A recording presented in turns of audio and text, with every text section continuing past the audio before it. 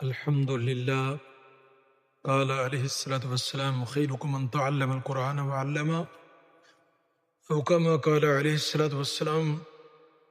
احادیث مبارکہ کے اندر ہمیں بتلایا گیا ہے کہ سب سے بہترین یعنی دا بیسٹ جسے کہتے ہیں سب سے اعلیٰ صفات والے لوگ کون سے ہیں؟ جو قرآن کریم سیکھیں اور سکھائیں۔ الحمدللہ 25 پارے ہم نے اجمالی تفسیر کے سنے اور آج 26واں پارہ ہے، اور سورۃ الاحقاف نزولی اعتبار سے 66، ترتیبی اعتبار سے 46ویں نمبر پہ ہے، اور یہ مکی صورت ہے۔ آیات اس میں 35 اور رکوع 4 ہیں۔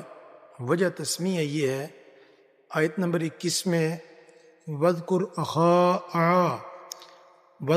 أَخَا عَادٍ إِذْ أَنذَرَ قَوْمَهُ بِالْأَحْقَافِ، اور قوم عاد کے بھائی حضرت ہود علیہ السلام کو یاد کرو کہ جب انہوں نے اپنی قوم کو سرزمین احقاف میں ہدایت کی۔ اسی احقاف کی نسبت سے اس سورہ کو سورہ احقاف کہا جاتا ہے۔ اس صورت میں موضوع بھی دوسری مکی صورتوں کی طرح تینوں بنیادی اسلامی عقائد کا اثبات ہے۔ صورت کی ابتدا ہوتی ہے کہ قرآن کریم کی حقانیت، توحید اور حشر کے دلائل، اور ان بتوں کی مذمت سے جنہیں مشرکوں نے معبود بنا رکھا تھا، حالانکہ وہ نہ تو سنتے تھے اور نہ دیکھتے تھے، نہ نفع اور نقصان ان کے اختیار میں تھا، اور نہ ہی وہ پرستش کرنے والوں کی دعائیں قبول کر سکتے تھے۔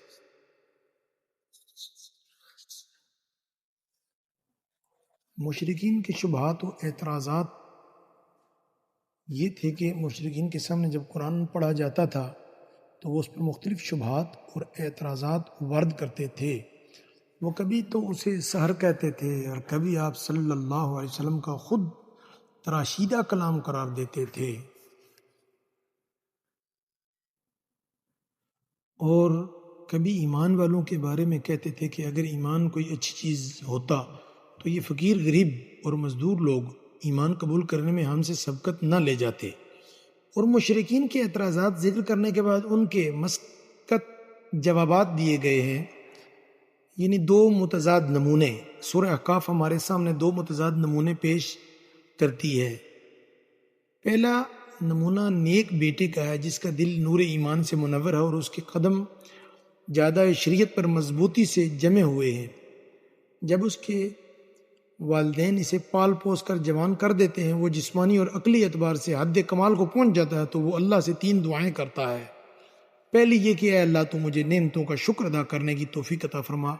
دوسری یہ کہ ایسے اعمال کرنا میرے لیے آسان کر دے جن سے تو راضی ہو جائے۔ تیسری یہ کہ میری اولاد کو نیک بنا دے۔ ایسی اولاد کے لیے اللہ کی طرف سے جنت کا وعدہ ہے۔ دوسرا نمونہ شقی اور نافرمان بیٹے کا ہے جس کے والدین اسے ایمان قبول کرنے کی دعوت دیتے ہیں، تو وہ جواب میں بڑے تکبر سے کہتا ہے کہ اف اف، تم مجھے یہ بتاتے ہو کہ مجھے زمین سے زندہ کر کے نکالا جائے گا، حالانکہ بہت سے لوگ مجھ سے پہلے گزر چکے ہیں، ان میں سے تو کسی کو میرے سامنے زندہ نہیں کیا گیا۔ پہلا نمونہ ایمان اور ہدایت والوں کا ہے، اور دوسرا نمونہ اہل کفر و طغیان کا ہے۔ دونوں کو اپنے اپنے اعمال کا بدلہ مل کر رہے گا۔ یعنی قوم عاد کا قصہ بیان ہو رہا ہے۔ یہ دو متضاد نمونے بیان کرنے کے بعد سورہ احقاف قوم عاد کا قصہ بیان کرتی ہے، جنہوں نے حضرت ہود علیہ السلام کو جھٹلایا، جس کے نتیجے میں انہیں تباہ و برباد کر دیا گیا۔ یعنی عذاب دینے کے لیے بادلوں کا سلسلہ شروع کیا۔ انہیں عذاب دینے کے لیے ایسے بادل بھیجے گئے، چونکہ کئی دنوں سے شدید گرمی پڑ رہی تھی، اس لیے وہ بادل دیکھ کر بڑے خوش ہوئے، اور انہیں یقین آ گیا کہ آج تو موسلا دھار بارش ہوگی۔ وہ خوشی کے مارے گھروں سے باہر نکل آئے۔ اس بادل کے نمودار ہوتے ہی تیز اور طوفانی ہوا چلنے لگی۔ قوم عاد کے لوگ بڑے قدآور اور جسیم تھے۔ ہوا نے انہیں اپنے دوش پر اٹھایا اور فضا میں لے گئی۔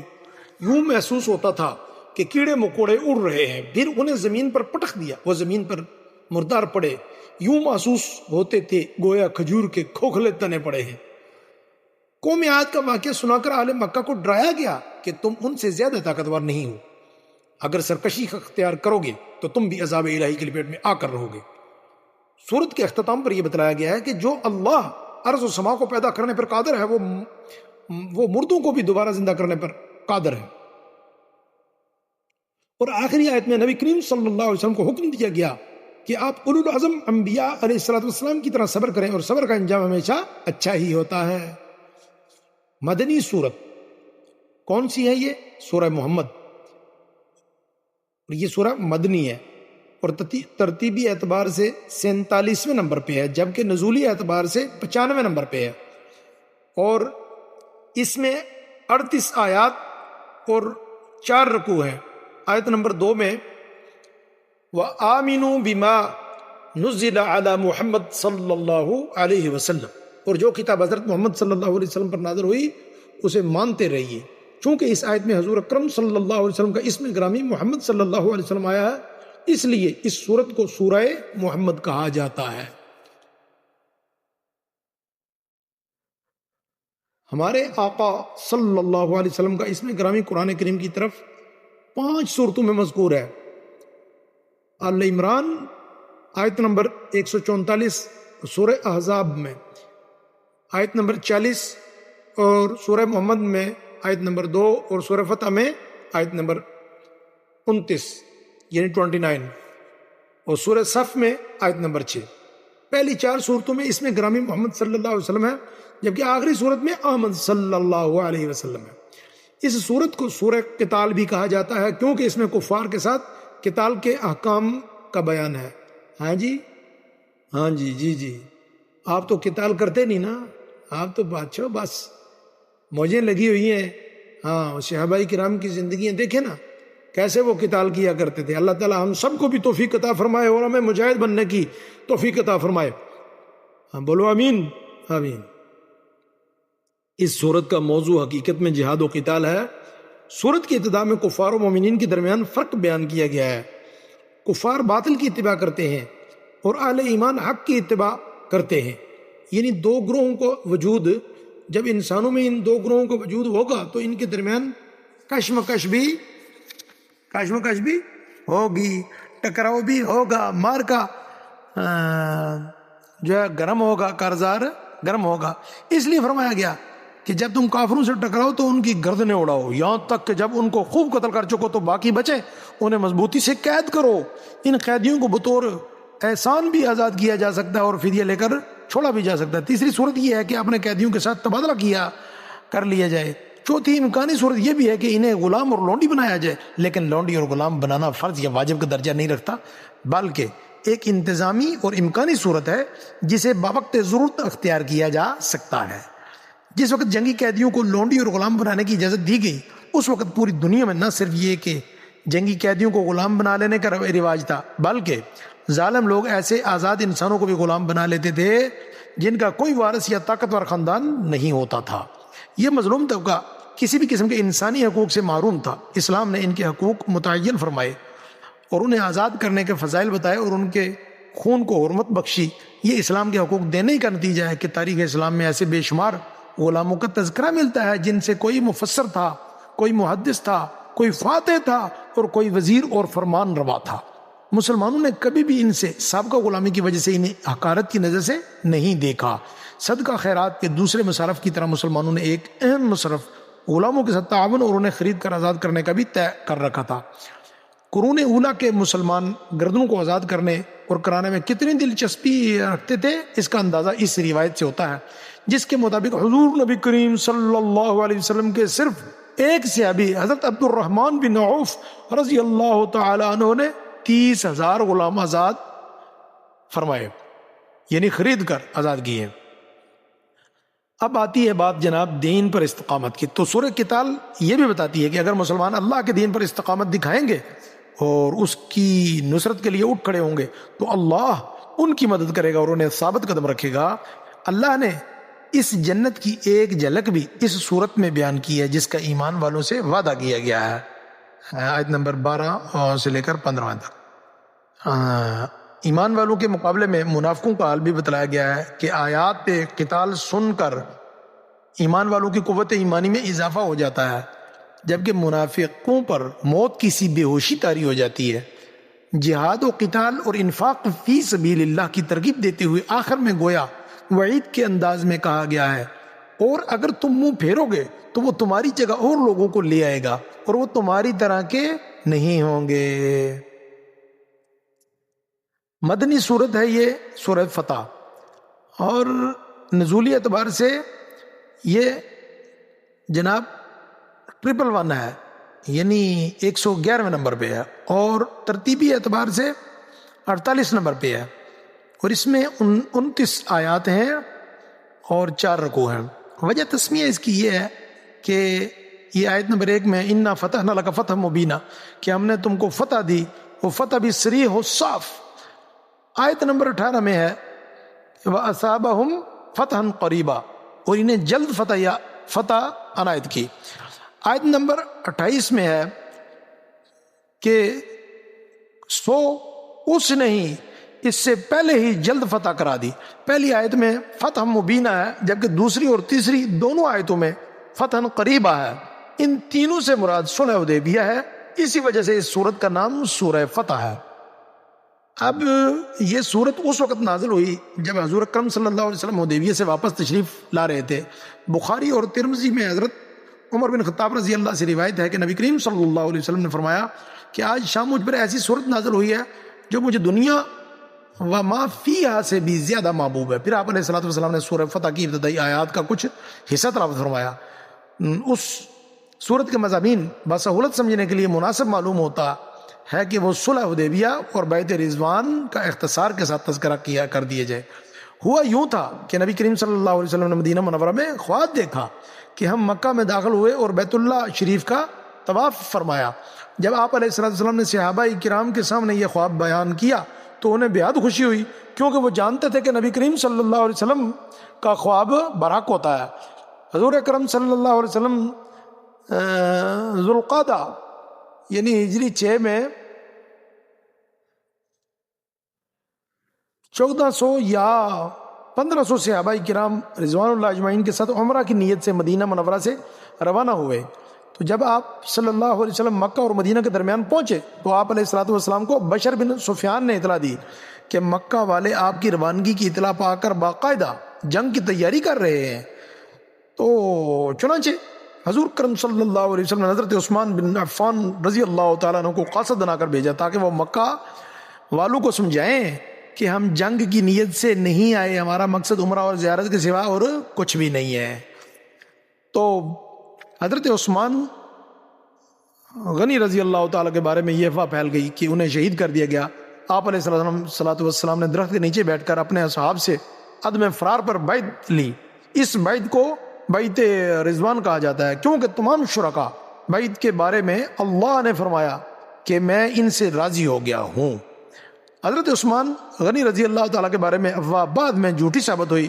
پھر مذاکرات کا سلسلہ شروع ہوا۔ قریش کی طرف سے سہیل بن عمرو آئے، بات چیت تو ہوتی رہی، بالآخر معاہدہ یعنی صلح ہو گئی، جس کے مطابق دونوں فریق 10 سال تک آپس میں امن اور امان سے رہنے اور جنگ نہ کرنے پر متفق ہو گئے۔ اس معاہدہ کی بعض شکوں سے بظاہر مسلمانوں کی کمزوری ثابت ہوتی تھی، لیکن اللہ تعالیٰ نے اسے فتح مبین قرار دیا۔ اس صلح کا فتح مبین ہونا اور اس وقت بعض مسلمانوں کے سمجھ میں نہیں آ رہا تھا، لیکن بعد کے حالات نے ثابت کر دیا کہ واقعی یہ فتح مبین تھی، اور ابتداء اسلام سے اب تک مسلمانوں کو اس سے بڑی فتح حاصل نہیں ہوئی تھی۔ یعنی فتح مبین کا نتیجہ یہ ہوا کہ جس کا اندازہ اس بات سے لگایا جا سکتا ہے کہ حدیبیہ میں مسلمانوں کی تعداد کم و بیش 1400 تھی، جبکہ صرف 2 سال بعد جب 8 ہجری میں مکہ فتح ہوا تو نبی کریم صلی اللہ علیہ وسلم کے زیر قیادت لشکر مجاہدین کی تعداد 10,000 تھی۔ یہ انقلاب معاہدہ امن کی وجہ سے برپا ہوا۔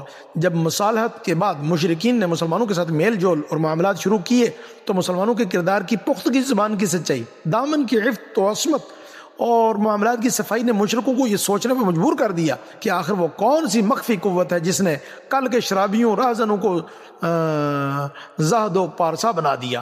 ظاہر ہے یہ قوت صرف اور صرف ایمان کی قوت تھی۔ اس حقیقت کو سمجھ لینے کے بعد ان کی گردنیں خود بخود ایمان کے سامنے جھک گئیں۔ سورہ فتح اسی صلح حدیبیہ کے پس منظر میں نازل ہوئی، اس لیے اس میں ان واقعات کی طرف اشارے ملتے ہیں جن کا اس کے ساتھ تعلق و مناسبت بھی ہے۔ ابتدائی آیات میں نبی کریم صلی اللہ علیہ وسلم کو عظیم ترین فتح کی بشارت سنائی گئی، ایمان والوں کے ساتھ جنت کا وعدہ، کافروں اور منافقوں کے لیے وعید۔ پھر یہ صورت دو متضاد گروہوں کا بھی تذکرہ کرتی ہے۔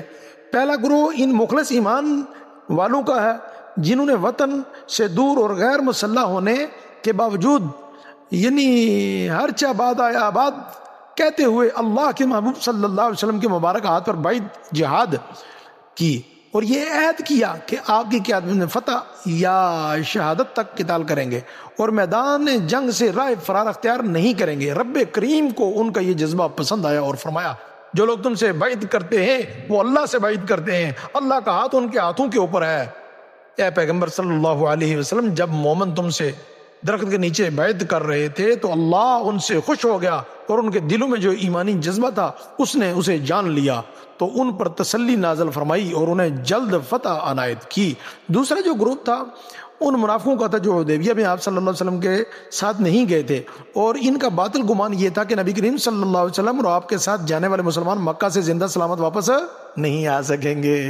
اللہ نے ان منافقین کے بارے میں نبی کریم صلی اللہ علیہ وسلم کو پیش کی اطلاع دے دی تھی کہ جب آپ صلی اللہ علیہ وسلم واپس جائیں گے تو یہ اپنے پیچھے رہ جانے کے بارے میں جھوٹے آزار پیش کریں گے۔ تو سورہ فتح وہ خواب بھی بیان کرتی ہے جو حضور اکرم صلی اللہ علیہ وسلم مسجد حرام میں داخل ہونے کے بارے میں دیکھا تھا۔ اس صورت کے اختتام پر 3 امور بیان کیے گئے ہیں۔ پہلا یہ ہے کہ اللہ نے حضرت محمد صلی اللہ علیہ وسلم کو ہدایت اور دین حق دے کر اس لیے بھیجا تاکہ آپ صلی اللہ علیہ وسلم اسے سارے ادیان پر غالب کر دیں۔ انشاءاللہ تعالی قیامت سے پہلے ایسا ہو کر رہے گا، ایسا ہو کر رہے گا، ایسا ہو کر رہے گا۔ اور بولو نا یار، انشاءاللہ انشاءاللہ۔ اچھا بھائی، جہاں تک علمی اور برہانی غلبہ کا تعلق ہے وہ آج بھی دین اسلام کو ادیان عالم پر حاصل ہے۔ دوسرے نمبر پر نبی کریم صلی اللہ علیہ وسلم کے صحابہ اکرام رضوان اللہ اجمعین کی تعریف کی گئی کہ وہ کفار کے مقابلے میں بڑے سخت اور آپس میں بڑے ہی مہربان، رحماء بینہم، اور سب رضا الہی کے طالب ہیں۔ تیسرے نمبر پر اور آخر میں ان لوگوں کے ساتھ مغفرت اور اجر عظیم کا وعدہ ہے جو ایمان لائے اور نیک عمل کرتے رہے۔ اے اللہ تو ہمیں بھی ان میں سے بنا دے، آمین۔ اچھا بھائی، اب یہ ترتیبی اعتبار سے 49 نمبر پہ ہے سورہ حجرات، اور نزولی اعتبار سے 106 نمبر پہ ہے، اور یہ سورہ مدنی ہے۔ اس میں 18 آیات اور 2 رکوع ہیں۔ اس آیت نمبر 4 میں ہے حجرات، اور حجرہ کی جمع ہے، اور حجرہ گھر اور کمرے کو کہتے ہیں۔ چونکہ اس میں ان بدوؤں اور دیہاتیوں کا ذکر ہے جو ادب سے ناآشنا ہونے کی وجہ سے نبی کریم صلی اللہ علیہ وسلم کو عوامی انداز میں کمرے کے باہر سے آوازیں دیا کرتے تھے، اس لیے اسے سورہ حجرات کہتے ہیں۔ چونکہ اس صورت میں مکارم اخلاق بھی بیان ہوئے ہیں، اس لیے اسے سورہ الاخلاق والآداب بھی کہا جاتا ہے۔ اس صورت میں اللہ تبارک و تعالی نے اہل ایمان کو 5 مرتبہ یا ایھا الذین آمنوا کہہ کر خطاب فرمایا ہے، اور اس کی ابتدا میں اللہ اس کے رسول صلی اللہ علیہ وسلم کا ادب بیان کیا گیا ہے، اور یہ کہ مومن کو چاہیے کہ جب تک اللہ اس کے رسول صلی اللہ علیہ وسلم کے حکم کو نہ جان لیں اپنی رائے اور فیصلے کا ہرگز اظہار نہ کریں۔ یوں ہی عملی زندگی میں کتاب و سنت سے اعراض کرتے ہوئے اپنے فیصلے خود مت کریں۔ اس سے اگلی آیت میں مسلمانوں کو حکم دیا گیا ہے کہ وہ اللہ کے نبی صلی اللہ علیہ وسلم سے خطاب کرتے ہوئے اپنی آواز پست رکھا کریں۔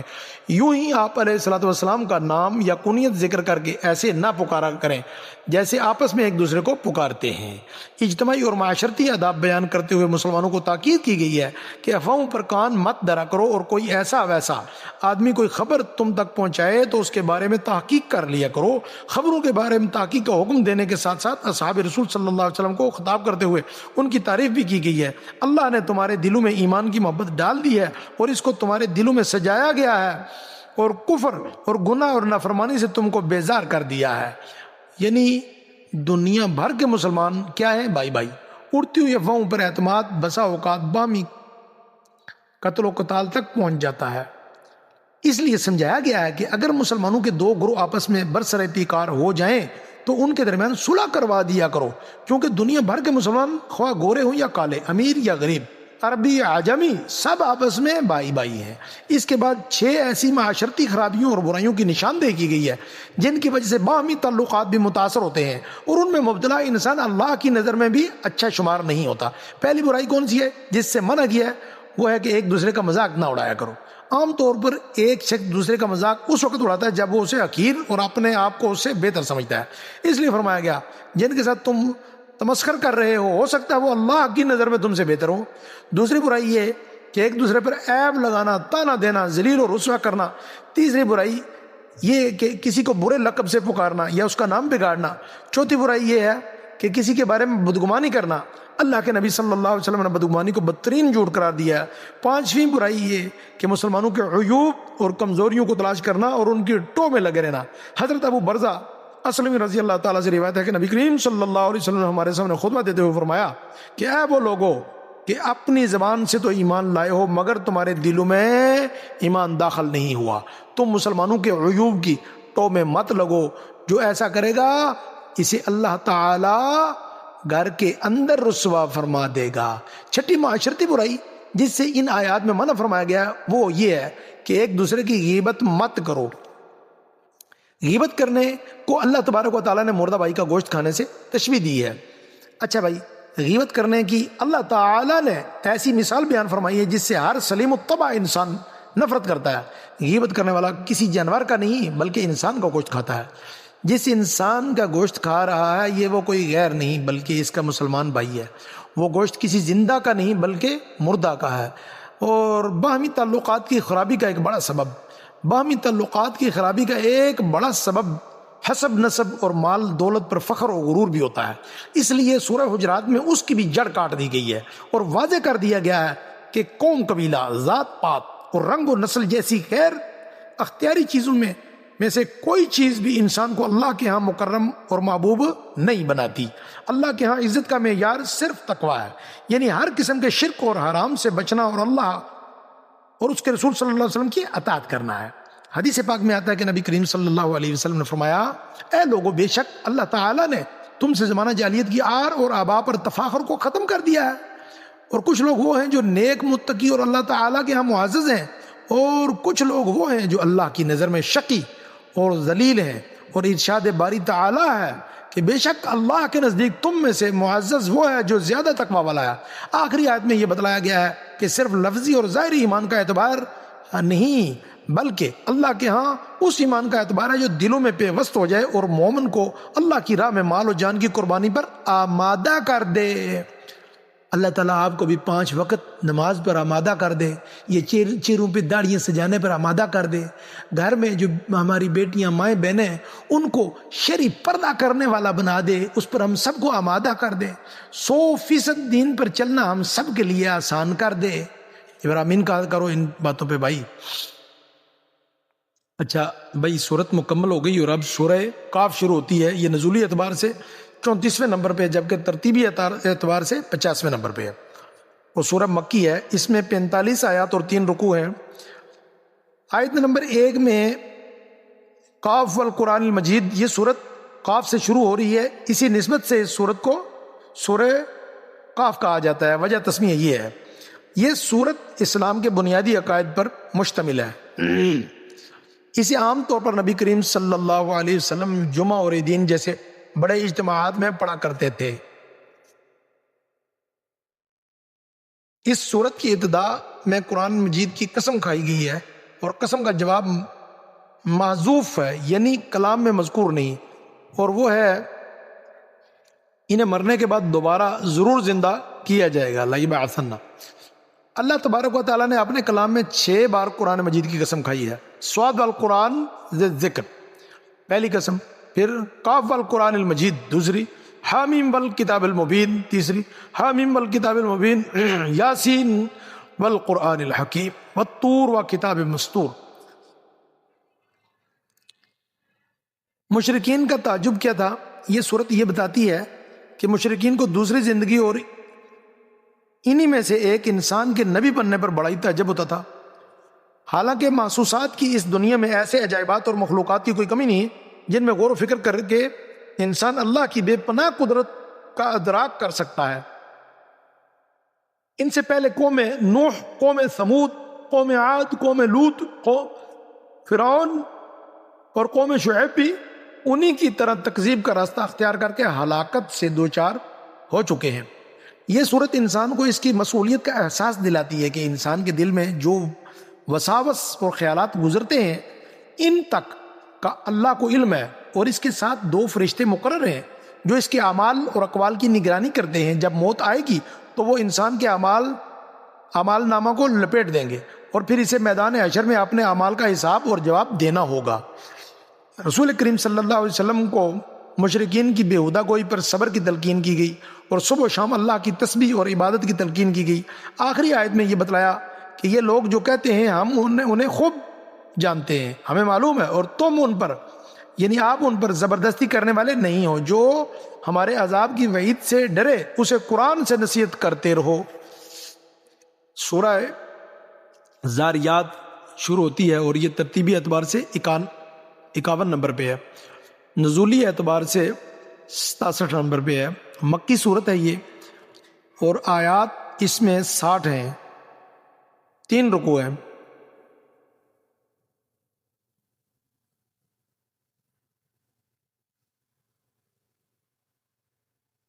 اس میں اچھا آیت نمبر 1 میں ہے وَالذَّارِيَاتِ ذَرْوًا، یہ قسم ہے ان ہواؤں کی جو بکھیرتی ہیں اڑ کر، ان میں اللہ نے ہواؤں کی قسم کھائی ہے۔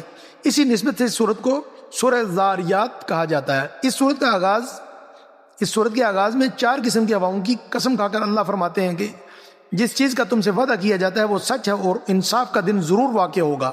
پھر آسمان کی قسم کھا کر فرمایا کہ تم ایک متناقض بات میں پڑے ہوئے ہو، کل کے کافر ہوں یا آج کے کافر ہوں، یہ سب کسی ایک بات پر متفق نہیں۔ قیامت کے بارے میں، قرآن کے بارے میں اور صاحب قرآن کے بارے میں ان کے اقوال بالکل مختلف ہیں۔ اور متقین کی صفات کیا ہیں؟ یہ سورت متقین کا اچھا انجام اور ان کی اعلیٰ صفات بھی بتلاتی ہے کہ وہ نیک اعمال کرتے ہیں، رات کو کم سوتے ہیں، سحر کے وقت توبہ اور استغفار کرتے ہیں۔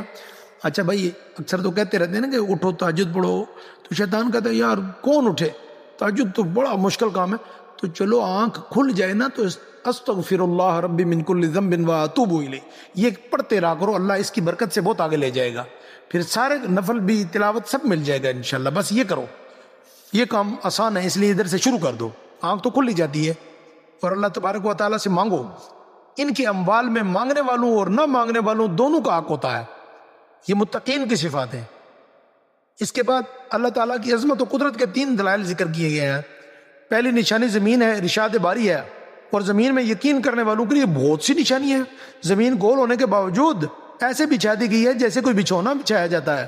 اس میں آنے جانے والوں کے لیے راستے ہیں، اس میں میدان بھی ہیں، پہاڑ بھی ہیں، سمندر، دریا، گنگناتے چشمے بھی ہیں، لوہے، تانبے، سونا، چاندی، کوئلہ، پیٹرول جیسی خاموش معدنیات بھی ہیں۔ رب تبارک و تعالی نے وہ سب کچھ رکھ دیا ہے جس کی انسانوں کو زندگی گزارنے کے لیے ضرورت پیش آ سکتی ہے۔ دوسری نشانی خود انسان ہے، جو کہ حقیقت میں عجائب میں سے سب سے بڑا عجوبہ ہے۔ کروڑوں اور اربوں انسانوں میں سے ہر ایک کی صورت، رنگ، چلنے کا انداز، لہجہ، آواز، طبیعت اور عقلی سطح مختلف ہے۔ کوئی سے سننے، دیکھنے، بولنے، سوچنے، محسوس کرنے، سانس لینے، ہضم کرنے، خون کی گردش، رگوں کے پھیلاؤ اور اعصاب کا ایسا باریک اور محکم نظام دیا گیا ہے جس کے مقابلے میں جدید سے جدید ترین آٹومیٹک آلات کچھ بھی حیثیت نہیں رکھتے۔ اسی لیے فرمایا گیا ہے اور خود تمہارے نفوس ہیں، یعنی وہ بھی تو نشانیاں ہیں نا، کیا تم دیکھتے نہیں؟ حضرت قتادہ رحمت اللہ علیہ فرماتے ہیں جو شخص اپنی تخلیق کے بارے میں غور و فکر کرے گا وہ جان لے گا کہ اسے پیدا کیا گیا ہے اور اس کے جوڑ اور اعضاء عبادت کے لیے نرم ہو جائیں گے۔ تیسری نشانی یوں بیان کی گئی ہے اور تمہارا رزق اور جس چیز کا تم سے وعدہ کیا جاتا ہے آسمان میں ہے۔ انسان کی زندگی اور اسباب زندگی کی فراہمی کا بہت زیادہ انحصار آسمان پہ ہے۔ بارش برستی ہے جس سے زمین پر بسنے اور اگنے والی ہر چیز بشمول انسان زندگی حاصل ہوتی ہے، انسان کو زندگی حاصل ہوتی ہے۔ اگر سورج طلوع نہ ہو تو نہ کوئی کھیتی اگے، نہ کوئی جانور دودھ دے۔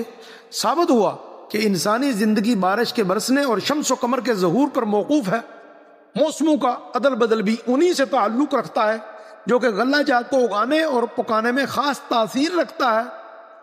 اچھا بھائی، پارہ نمبر 26 کی آخری آیت سنو۔ ان فرشتوں کا ذکر ہے اس میں جو حضرت ابراہیم علیہ السلام کے پاس مہمانوں کی شکل میں آئے تھے اور آپ نے انہیں انسان سمجھتے ہوئے اپنی کریمانہ عادت کے مطابق بچڑا ذبح کر کے فوراً کھانا تیار کر لیا تھا۔ اچھا بھائی، اب آپ حضرات سے گزارش ہے کہ یہ 26واں پارہ اجمالی تفسیر کا تو مکمل ہو گیا، لیکن آپ مکمل جو ہے نا شروع کے ٹائم میں یعنی 12:30 بجے پہنچ جایا کریں۔ اللہ تعالیٰ آپ کو توفیق عطا فرمائے، ہمیں حق کہنے کی اور آپ کو حق سننے کی اور وقت پر آنے کی۔ وما